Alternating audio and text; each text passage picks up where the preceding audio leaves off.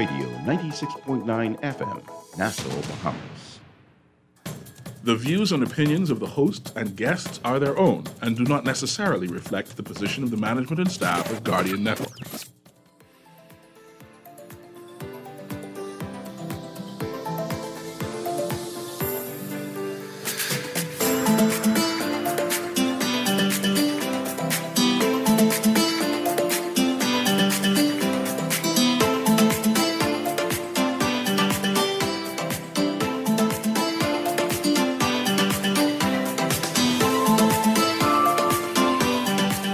And good morning and welcome to Guardian AM. I'm Hubert Edwards, and we're here to have a discussion. And the discussion, we always try to keep it informative, we always try to keep it sensitive, we always try to keep it lively and useful. So,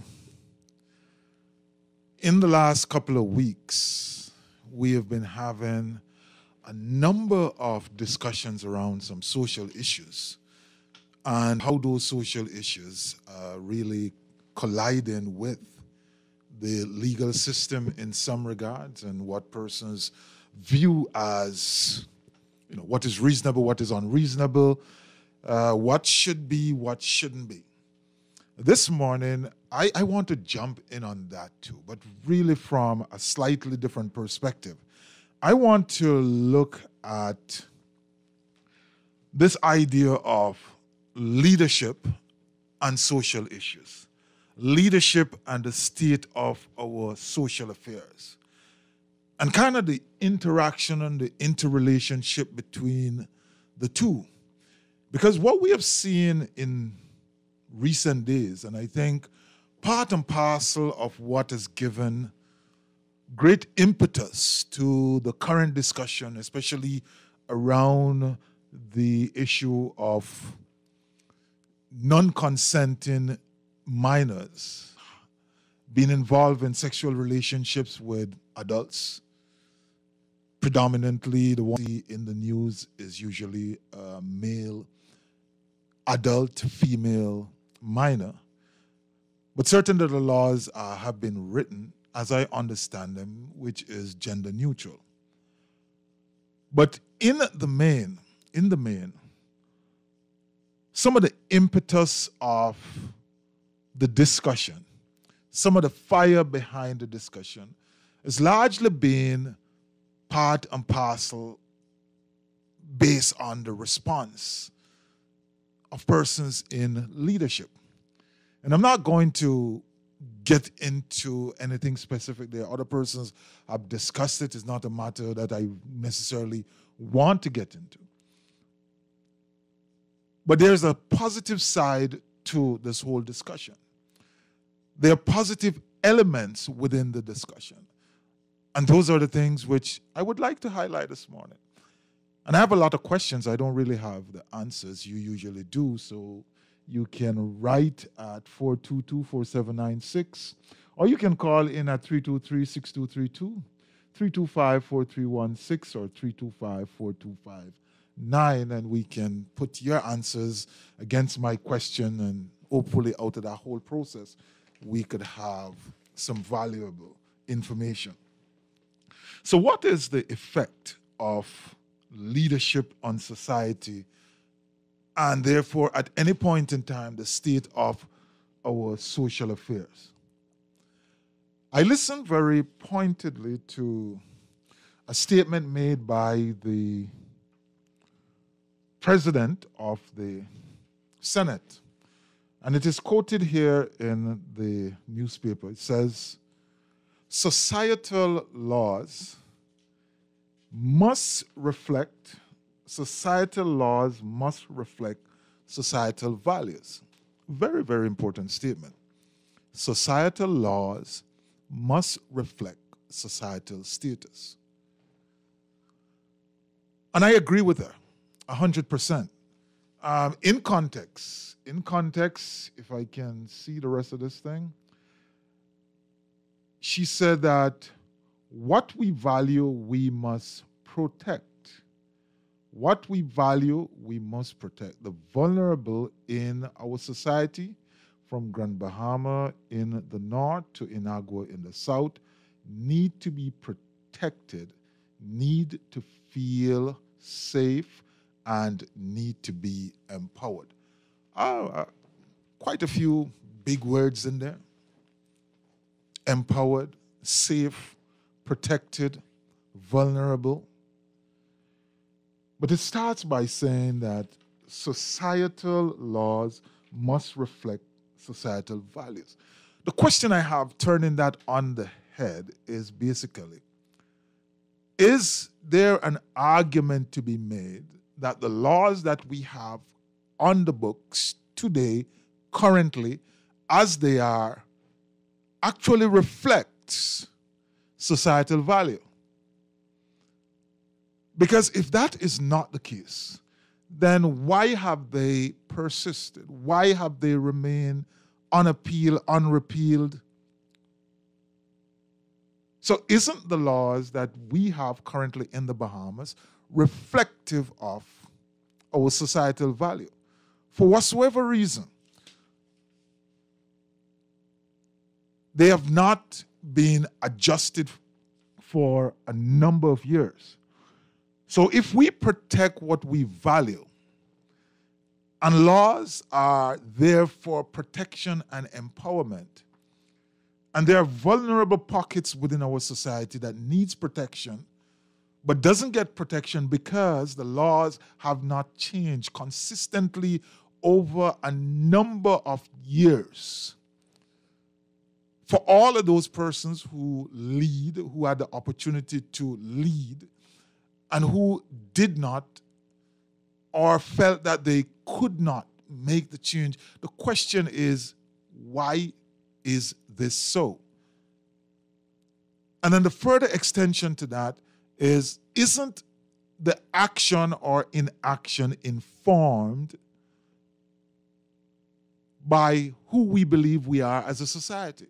Or at least who the leaders think we are as a society. Isn't that so?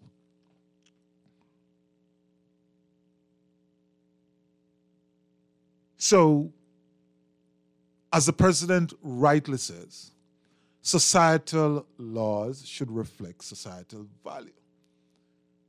And I think she says it in the sense that based on the current situation, the assumption is that we are not, as a community, as a country, as a nation, supportive of what currently exists, what currently persists.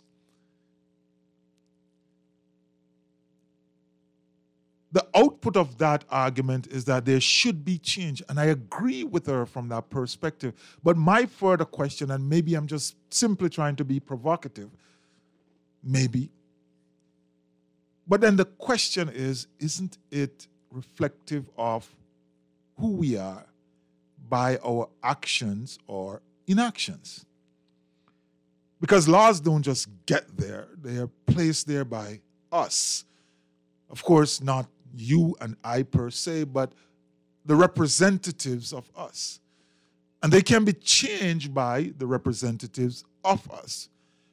And usually, a law is changed when you have a notion that it no longer serves the benefit of the society, or when the leadership taps into the psyche of the society and realize that there is some unsettledness there. There is a desire, a need, a calling, a longing for a fundamental shift. And so that shift takes place. As is, I think, likely to be the case in short order. So the question is, why has these laws, why have they persisted over such a long period? We are where we are because of the sum total of the views and actions or inactions of all who have led us up to now. I think that's simply it. And as we grapple with the ones in front of us now, we grapple with the thing which is before us at the moment, we always have to be mindful that there are other things. There are other areas. Some we have seen in the past, like, for example, when there was a discussion around equity or equality for the sexes, women having the same right as male and so on and so forth. We have grappled with these things before. And in every single instance, they have failed spectacularly. Spectacularly. Now, here's where the difference is in the current discussion around rape, marital rape, so on and so forth. Here's the difference between that and the equality for the sexes. In the instance of the equality for the sexes, it is believed, subject to this law, this case, which is going to be ruled on by the Privy Council. But it's generally believed that some of the changes needed to be made have to be made by a change of the Constitution. Why is that important in this discussion? Because in order for the Constitution to be changed, unlike ordinary legislation, the persons in Parliament can't just change it. They have to appeal to the general populace. They must appeal to the general populace.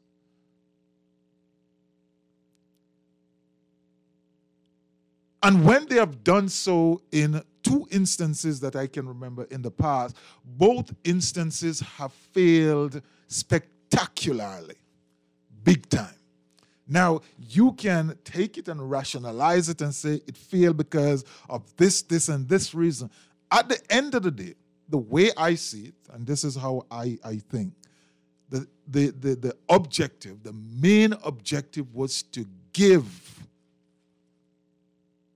rights to a vulnerable segment. In that instance, from that perspective, a woman not having the right to pass on her citizenship or lineage to her child. It's a vulnerable population. Maybe large, but still vulnerable for the purpose of that discussion.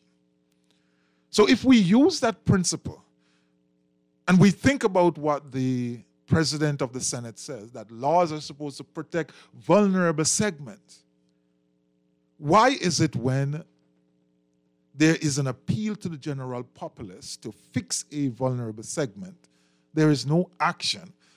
But then on the other hand, there is always this big major call for leaders to fix something else because it doesn't require other person's involvement. It doesn't require the large populace involvement.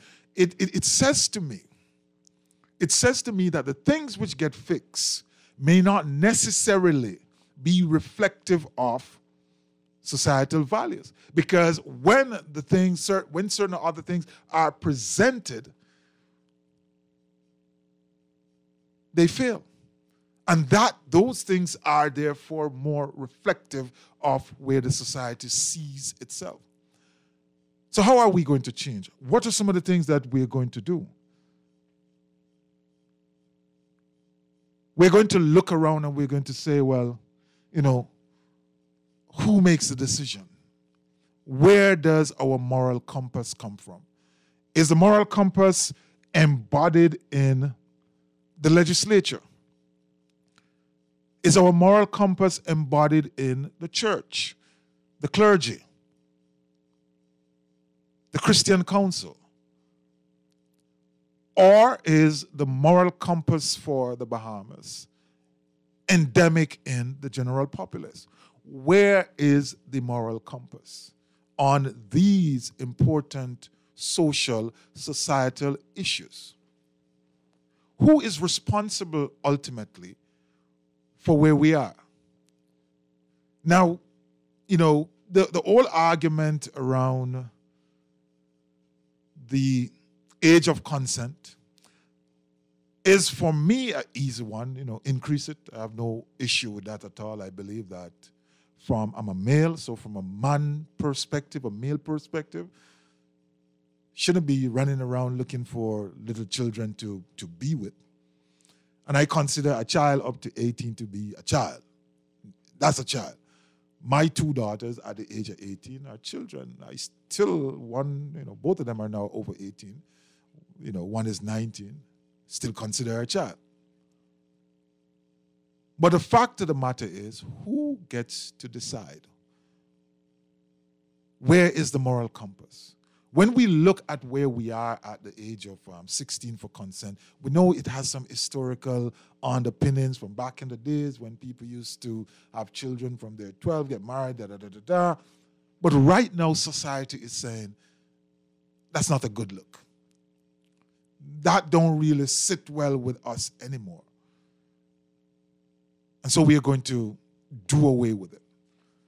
So out of this whole process, I believe, really, the conversations and some persons do not like to have them, but I believe that the conversations are good. I always believe that when you see a coming together,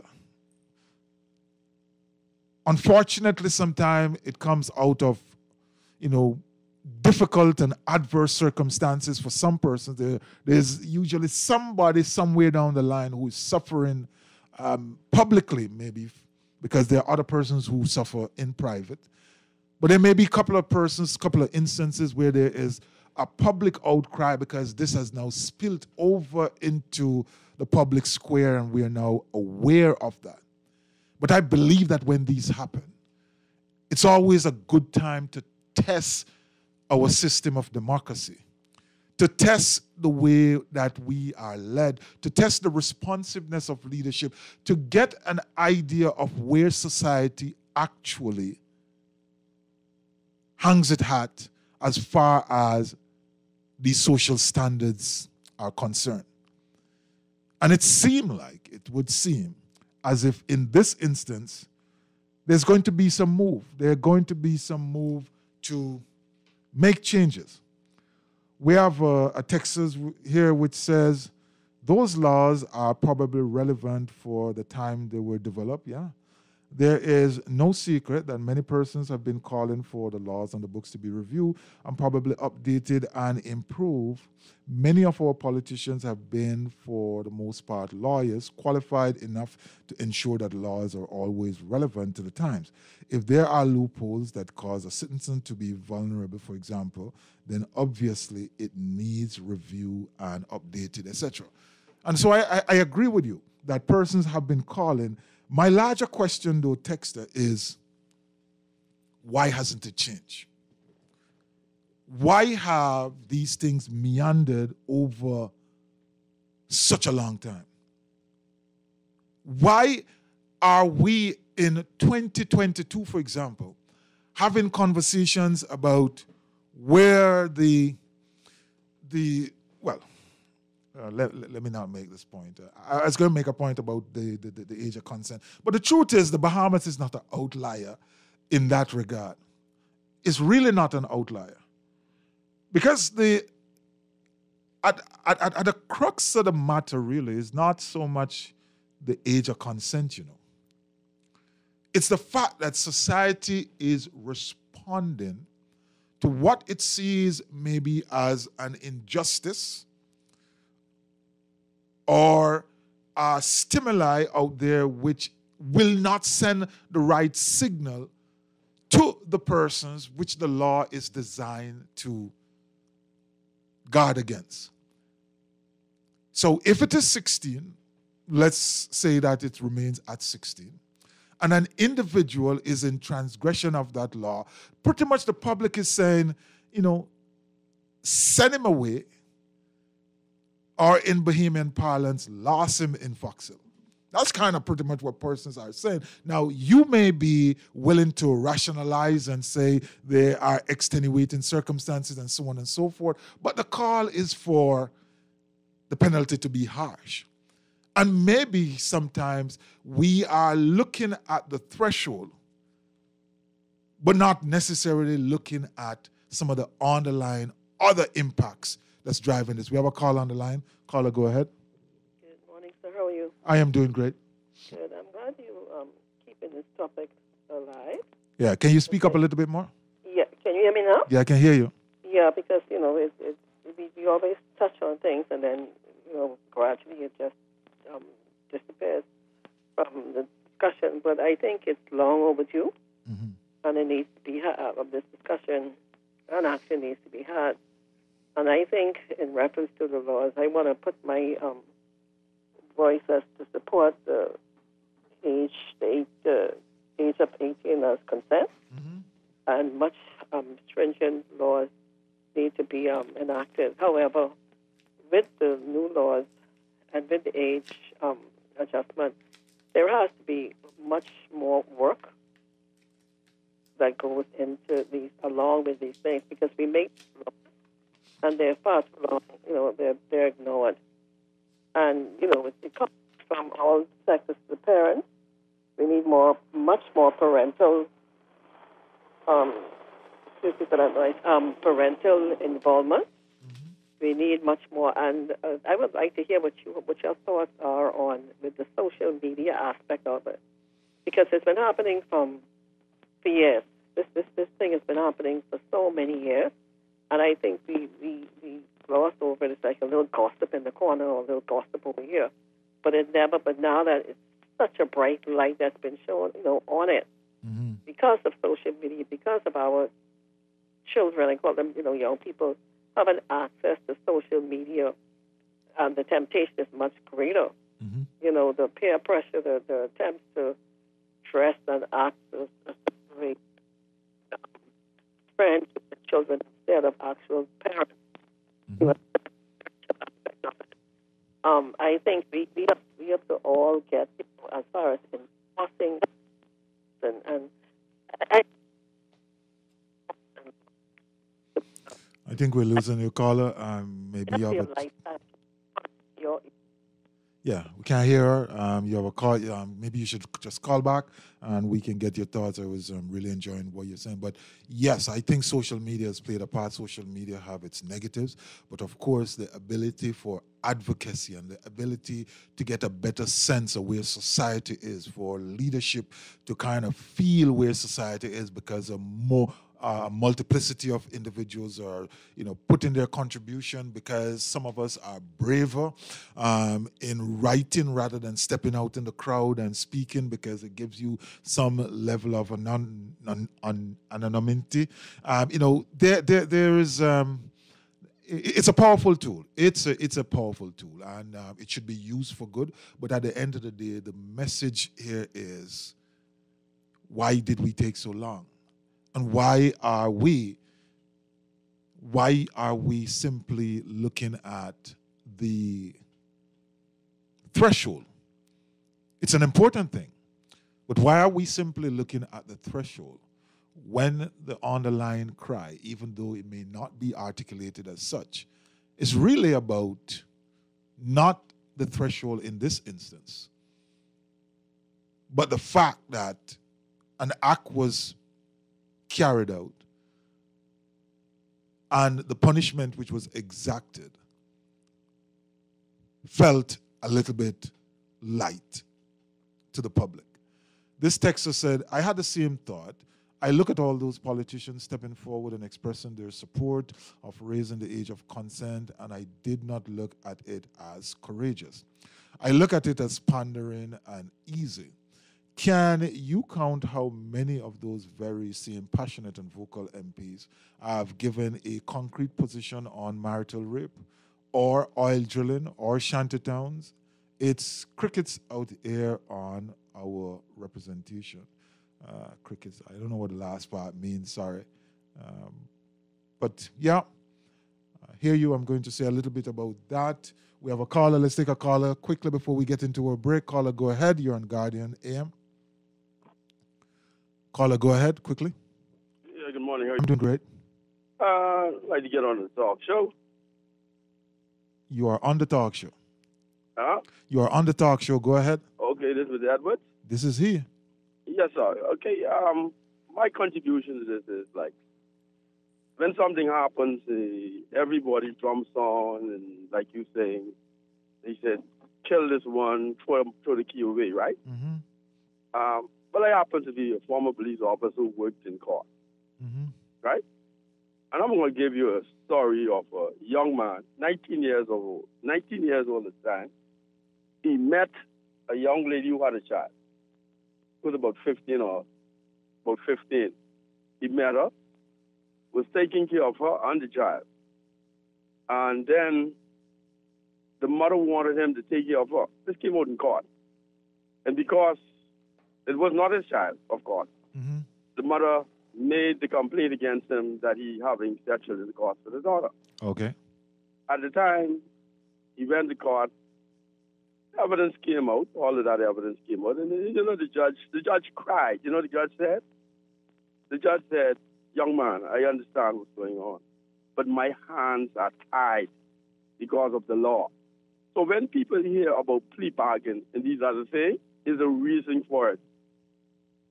You understand what I'm saying? Yes, and I will certainly support you from the perspective you're coming from. But in context, when you put your example against the most recent example, you realize that they're night and day, right? Well, you realize that they're night and day. Yes or no? They're night and day in terms of one man going to prison, who I think a young man going to prison, knowing he innocently in his mind doing something that he thought was good. That is the difference you see. That's the only difference you see between the two? Because while everybody was on Mr. I understand Mr. Monroe because hold on. I'm asking you a question. I'm asking you whether or not that is the only difference you see between the two circumstances, the one you described to us and the most recent incident. That the young man went to prison and this other individual may have gone to prison for a shorter time. That's the only difference you see between them. The difference is a young man, went to jail for 7 years, right? Yeah. And because at that point in time, we had no plea bargaining. Okay. All right? Right. And so what I'm saying is the law, I understood Mr. Davis White said everybody should get the maximum, right? You can't live in this world because every case has its own merit. I agree with you. All right?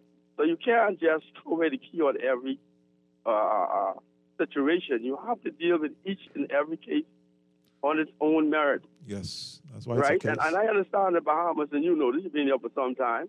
Anytime a subject comes up, everybody gets involved and just do this and do that. All right. And another point, Mr. Edwards, is this. Yeah, quickly. Is while we can go and make laws or say we can make laws, right? The laws must be in line with even the accused constitutional right, right? Yeah. Because if you make laws just because you're emotional and you go to the appeal court or the Privy Council and it's not in the constitutional right, it's going to be overturned. Yeah, that's fine. I totally agree with that, but also remember that case law is too a part of the law, and the court is there to help refine and provide guardrails for that whole process. Thank you so much for your contribution. We're going to take a break, and when we come back, I'll speak a little bit about some of the things which that the caller just mentioned, and the fact that he looked at it. He looked at his two examples within this narrow scope. You listen to Guardian AM. Don't move. Come right back.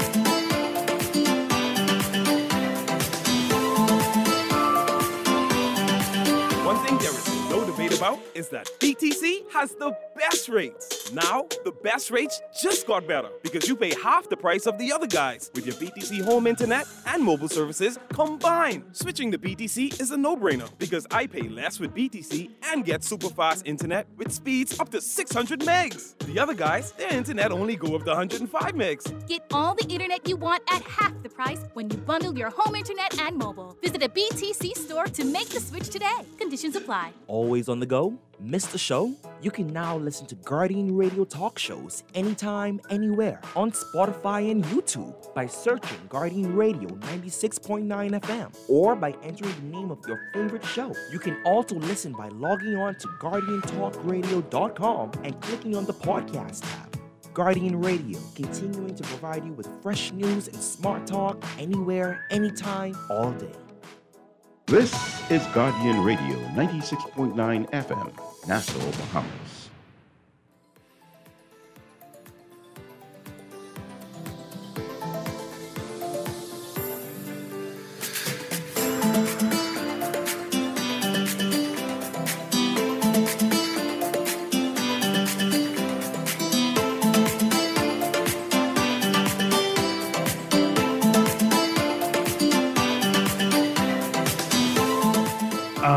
Welcome back to Guardian Radio 96.9 FM. I'm your host, Hubert Edwards. We're sitting in for a very brief conversation. So the texter came back to explain this to me. Crickets on representation is an analogy to nights when it's so quiet and the only thing you can hear are crickets chirping. Crickets means everyone mouth shut up when real courage in the House of Assembly is required. So, okay, explain that.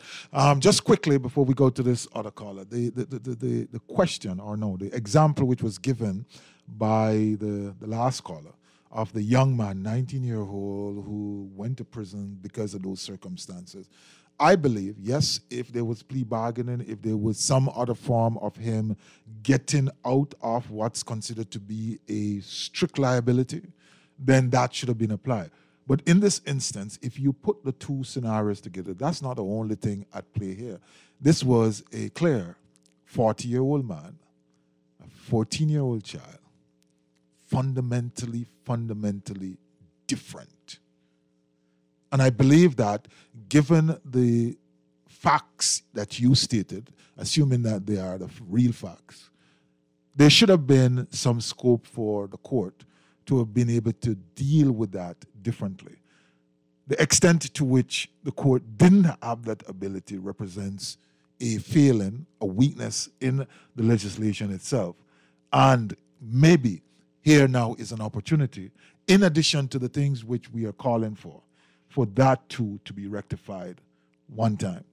We have a caller. Caller, go ahead. You're on Guardian AM. Hey, good morning, Mr. Edwards. Hi, morning. How you doing? I'm great. I am great. Mr. Edwards, put on your diving suit and take it down in some deep, deep waters. Yeah. All right? Okay. What about when you find a young female who is being seduced or, to follow that promiscuous lifestyle when it comes to being a lesbian? Okay. And the female who wants to cry out but is scared to cry out. Yeah. Where does that leave? Okay, I don't understand why I should put on a diving suit for that, because you diving in a teacup. The fact of the matter is that the legislation, as written, right, is gender neutral. In the instance of that particular relationship, the same outcome applies. Now, we understand some of the social nuances and why some persons may or may not cry out in that in that instance. But on the instant of the complaint, every single thing else applies. There's nothing different with it. But Mr. Edwards, the point I'm trying to bring to you is still a child. We just agree that. That's what I just said. Right. Caller, everything else remains the same. As long as there's a complaint, the only issue you have at play in this argument is the fact that some persons may not be very willing to come forward in those circumstances. Okay, Mr. Edwards, I respect that. Let's take it from a different angle then. Okay. Why is it in our country that when it comes to this topic or subject of marital rape, you hear everybody crying out, everybody this and that, people calling talk shows, going on social media, whatever, how they voice their opinions. But when it comes to the vulnerable children in this country, the most times you hear people cry out is when something happened. How many great now as we speak on this radio. You're still diving in this teacup, man. Listen. I have an advantage over you just now because I heard you made this argument before on another show, right? So I'm kind of familiar with what you're saying. The fact of the matter is, right, these are two separate things which requires equal and separate treatment. Don't pit them against each other. Don't pit them against each other. Don't get me wrong. Listen to me for a second. I am not putting those with in the same category. You know, I'm saying when it comes to children, I'm using the terminology children. Yeah. That's what I'm using in this. I'm talking about whether it's a man or a woman. Yes. I'm saying, how is it in our country that we live in? Why is it that the topic when it comes to children is not supersede this marital rape? And Carla, with all due respect, if I allow you to do that, if I allow you to walk away with that, you're basically saying, right? Yes, sir. That a child, and a child is very important, but you're basically saying that an offense against an individual, an offense against a human being, what some person consider to be a transgression of a human right should be diminished because of adulthood. That just don't hold any water. That just don't make any sense. The fact of the matter, it should be treated as a crime, and the other thing which is a crime should be enforced. It's simple as that. Mr. Edward, I can come back to the point one more time. Yeah, go ahead. I am talking about okay. Let me see if I can bring it home a little bit more easy. You got quick. Go ahead, quickly. Child protection. Like, I don't want to call people names. I like to call people names. I'm saying to you that when it comes to children in this country, I don't care how anybody try to change anything. The outcry when it comes to protecting the children in this country is 0 to none. Okay. The only time when you hear, listen to me, Mr. Edwards, with the greatest respect to you, like you say, the only time when you hear people talk about children or children being molested or whatever the case may be, or being harmed or being killed, is when something happens. Okay. All right. That's all I'm simply saying. You're a little bit clearer now. For the children? All right. I'm with you. I think you're clearer. Yes, the way you coined it seemed as if you were pitting or comparing and contrasting one with the other. I wasn't comparing. I would never compare. Like the gentleman said, every crime levies a different sentence. So I'm not even going to put myself in that in that equation of trying to explain it. I'm saying to you, where's the outcry when it comes to the children? Now, however you put it, whether they get raped, whether they get killed, whether they get molested, I'm talking about where is the outcry for the children. I got you.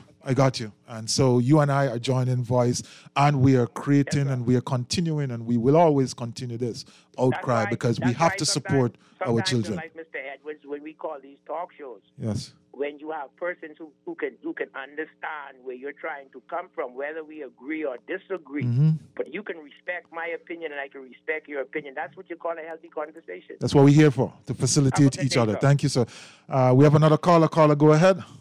Yes, good morning, Mr. Edwards. Good morning. How you doing, sir? Yeah, I'm all right. The police, the former officer who called and gave the human story is a perfect example of why it should be the way he said. And so I would like to remind the people is that pedophilia is very much common amongst the elites also. You can read an article about Disney and Nickelodeon, etc., and you know about the Catholic Church. But the thing is, pedophilia is really, what happens is, people don't understand the reason for it being 16. And even if it's 18, it doesn't matter to me. But it's an attraction to someone who hasn't gone through puberty, sexual puberty. So you're attracted to someone who's not fully matured. So that's where the sickness lies. And so the thing is, right, Mr. Edwards, I think the texter tried to get it to Dwight one morning. We in the States, right? See, we following them. I'm hearing about something called the close consent paradigm, where, all right, the gentleman was 19 and the lady was 15. So that's a 4-year difference. So that's not bad. So if the person was 18 and they was 50, and then it's still, so in the States, it is mitigated by the disparity in the age. So, of course, 40 and 14, there's a big disparity. So he could get whatever he deserved. You understand me, Mr. Edwards? Right. All right, bless it. Bless That's all I wanted to put out. All right, thank you so much for your call. Morning, the last caller seemed to be talking about himself. Okay, let's be kind. There is absolutely no way or reason a minor should be in a relationship with anyone, even if they had a child in their youth, because of a prior sexual behavior. It is absolutely wrong. Of course, it's a strict liability, and so you can't get away from that. Mr. Edwards, here is something that is needed, a national ID card, where we can eliminate the use of fake ID that teenagers use to say that they're older. Because what if there are 15-year-olds out there pretending to be 16 and given consent for sex? Well, that is always going to be a touchy situation, a very troubling situation. But here is one of the things I want to highlight in my discussion. I believe that in this whole process, leadership needs to be loud and clear. Now, some persons may make the argument. Some persons may make the argument that we hear from our leaders in instances where things are happening. And, you can roll with that. But to me, if there is a circumstance, a situation out there, I like to hear from leadership. But not just to hear from them, but I like to hear from them in a particular way. Now, I don't want anybody to point any fingers at me. I don't want to get in any trouble. But I'm going to single out a person. I'm going to single out a person because I am impressed by the way this individual has been very, very unequivocally clear in these issues, and that is the Deputy Prime Minister, the Honorable Chester Cooper. In two instances, at least two instances, one I think when there was a young lady who committed suicide, I saw something from him. He was very clear. He was brief enough, but long enough for the message to be fully conveyed. And so I believe that when I am listening for leadership on certain issues, and we also heard from the Prime Minister has been unequivocal. But for the moment, I'm just kind of isolating this one individual. I want the leadership message to be very, very clear. It needs to be extremely sensitive, taking into consideration all the sensibilities at play. So it needs to be clear, it needs to be sensitive. It need not be agreeable. I don't need necessarily to be 100% in agreement with what has been said, even though in certain issues like the one we're dealing with, it would be kind of difficult to, reconcile if something really, really, really outrageous was said, which I couldn't really bend my mind to. But it doesn't have to be totally agreeable because we're looking at a wide swath of potential event, but express with consistency of values and standards that was espoused or is being espoused on an ongoing basis. So basically, whosoever you tell me that you are, whatsoever that you say you are and whatsoever it is that you represent, your utterances ought to be consistent with that. Consistently. The utterance need to be of a calm in nature, i.e., this is where I think emotional intelligence comes in. You don't jump into a fire to save a situation carrying a gallon of gas. You don't do that. What you do is you step into the moment, you assess it, and you say, how am I going to speak to this? What emotions are at play here? What type of raw nerve is being rubbed? And you understand that. And so when you speak, you have to speak in such a way that you're creating calm and soothing those raw emotions. So when I'm finished making the statement, there should be sufficient there to cause a pause for anyone who is involved or anyone who is looking on to take away something which kind of takes down the temperature. May not be totally, but it takes the temperature down a bit.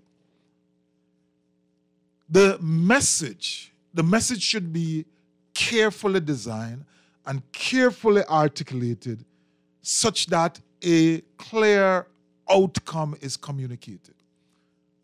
It may not work out. We may not get there, but it leads you to a place where you can say, okay, that is the desired outcome. And you can agree or disagree with it. But at the end of the day, it's an outcome against which you can measure the efficacy of what has been said. Because I could say to you, I could write a thesis to you, for example, on the current circumstance. And then at the end, I say, give him 2 months. So a thesis against and showing you all the things that is bad, all the things that are disagreeable, all the things that you would agree with me on. And then at the end of the day, I say, well, deserve 2 months, which you definitely won't agree with and which doesn't make sense because it doesn't line up with the arguments just made. And so I believe in this environment that the conversations are useful. The conversations go to the heart of the practice that we have of democracy, where the voice of the persons or the voice of the people is being heard, is being levied into the public square. And it is now for the leadership to respond to that and respond to that in a very fundamental way. The one thing I think sometimes leaders do is they move quickly, having determined what they believe to be the sentiment of everybody. Because right now, in the moment, there are raw emotions and their views being expressed with great conviction. But because we move too quickly, we fail to take in the total issue. We fail to create and weigh the balances. Because after all, legislation is about justice and equity. Or should be about that. So even in, as one of the callers says, even in the instance where there is a perpetrator, they have to have some balance as to how they too are going to be protected. In the instance of the scenario given by the police caller, those circumstances need to be built into whatsoever the future solution is going to be, whatsoever the changes are going to be, such that when one looks on that circumstance and say an individual going to prison for X amount of time, that doesn't look like justice. So in the first instance, the impetus is there for responding. But the response should not be lightning fast or too fast, such that the totality, the effectiveness of what comes out in the end becomes useful to all factors, all things being considered, all factors, all factions of society. Or put another way, it is done in such a way that some persons are totally satisfied, but it creates a potential problem for others. So we should fix these. And I say this often. I say this often, and I hope that persons kind of take it in the light that I wish it to be taken. Every single thing that we have, especially when we're talking about leadership at a national level, the laws, the policies, the conventions, and all of those things that we see at play, all of those things are simply tools in the hands of leadership. Everything that is or that isn't is a function of the effectiveness of leadership in the first instance. That's where I want us to sometimes focus our attention. And if we do that, I think we are going to find, if we do that more often, I think we're going to find a circumstance where some of the complaints we have against leaders may start to go away because leaders will start to respond differently. Because we're not questioning the thing too much anymore. We're questioning actually the leader and the leadership. Great show as usual. Messing around with young girls is a mental and psychological problem. Those people are mentally sick. We could say that. We have one more call. Mr. Edwards, the other day a school asked me for a schoolgirl asked me for a ride. She was with friends. I smiled. I didn't answer her and took it as a joke. I didn't indulge. Someone else might not be as strong as me, certainly. And you have to conduct yourself as a man. You're a man, you ought to be a man. Leave young girls alone. We're going to leave the conversation there. We don't have a lot of time on the show, but I want to say to you, let's all continue to focus on where we want to get as a community. I believe that in this time, you always hear me end these shows by saying Ubuntu. There's a principle called Ubuntu leadership, which is built on love, kindness, integrity, interconnectedness, empathy, and supportiveness. If we lead in that direction, if we lead with that as a foundation, I believe that great things will come out of this and some of the other issues that we have to deal with in our country. So all that's left for me to say is to be good, walk good, take care of yourself. COVID is not over, so be aware. One love, Ubuntu.